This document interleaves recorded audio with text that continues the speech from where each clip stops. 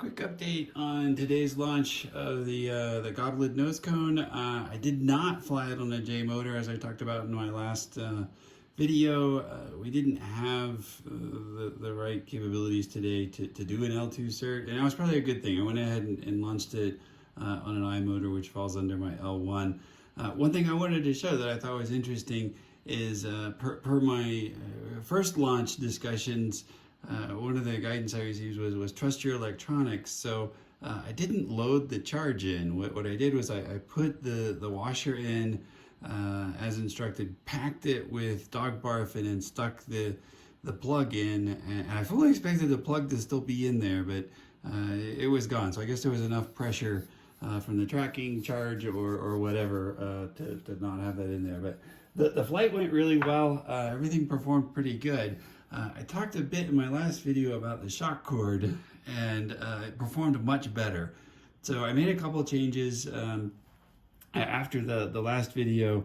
One was I did go ahead and put sort of a little bump in the shock cord, and the way I did it was I used these biodegradable packing peanuts, and I just smashed them flat and put them on either side, and then put some masking tape around it. And that actually seemed to be a pretty good way to just kind of thicken it without adding a ton of bulk or a ton of things that would catch. The other thing I did was I used groupings of C-folds, so just looped back on itself so that the tape tears, and I took, it just kind of felt right to put about 6 of them together into 3 buckets. So I'll show a picture of it kind of partially done, and I was happy that everything tore.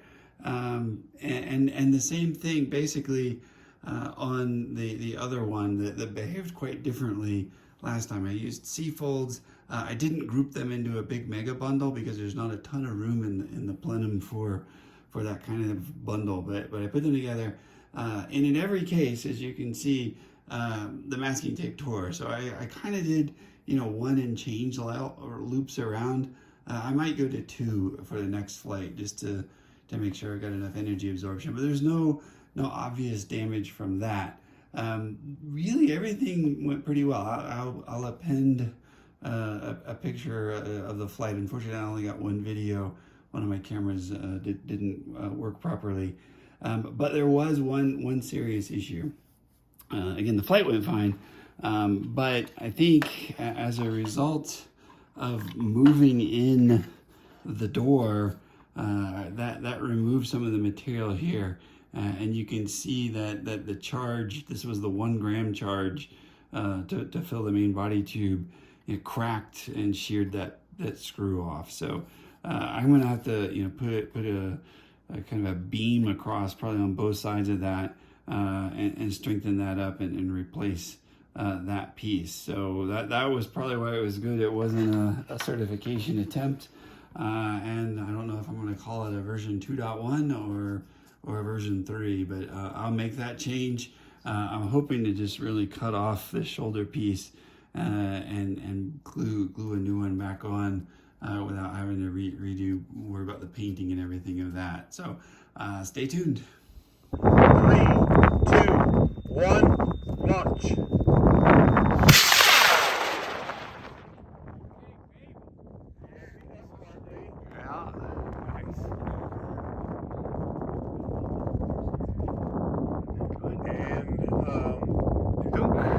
There's the event. I don't know what size drogue you were using. 12 inch. 12 inch?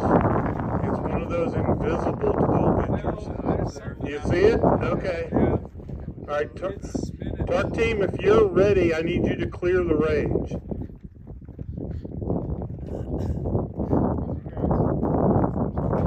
I see it flashing. We're waiting for a main on Lee's.